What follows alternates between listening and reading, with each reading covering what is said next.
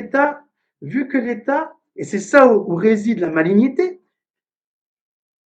l'État, il a tout intérêt à effacer les PGE, j'en ai pas encore parlé, puisque s'il efface les PGE, il n'a pas à rembourser la garantie.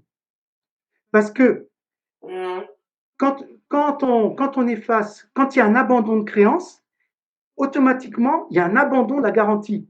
Donc, l'État a tout intérêt à effacer les PGE, d'où mon calcul où j'arrive à mes 60 milliards de recettes. Donc ça, je l'ai martelé au Premier ministre, au ministre des Finances. Je le répète, si vous m'écoutez, Monsieur le Premier ministre, je suis sûr que vous le savez. Donc je vous le répète, si vous effacez les PGE, j'ai chiffré ça au moment où on se parle, une trentaine de milliards.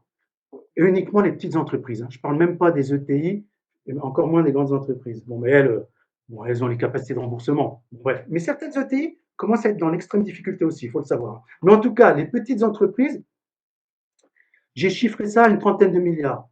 Donc déjà, si vous effacez les PGE des petites entreprises, eh ben, vous récupérez les 90% du montant de ces PGE. Vous n'avez pas à verser cette garantie aux banques puisqu'elle est effacée automatiquement avec l'abandon des créances. Et encore une fois, je vous rassure, pour vos amis les banquiers, ils ont déjà récupéré au moins 2 fois leur mise. Donc, il faut arrêter de nous prendre pour des imbéciles.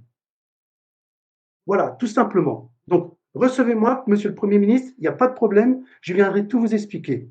Et vous deviendrez un Premier ministre qui rentrera dans l'histoire, plutôt que dans ces poubelles. Parfait. J'ai pas peur de le dire, j'ai pas peur de le dire. Ça va révéler l'intégrité des uns et des autres, en fait, simplement. Tout simplement, tout simplement.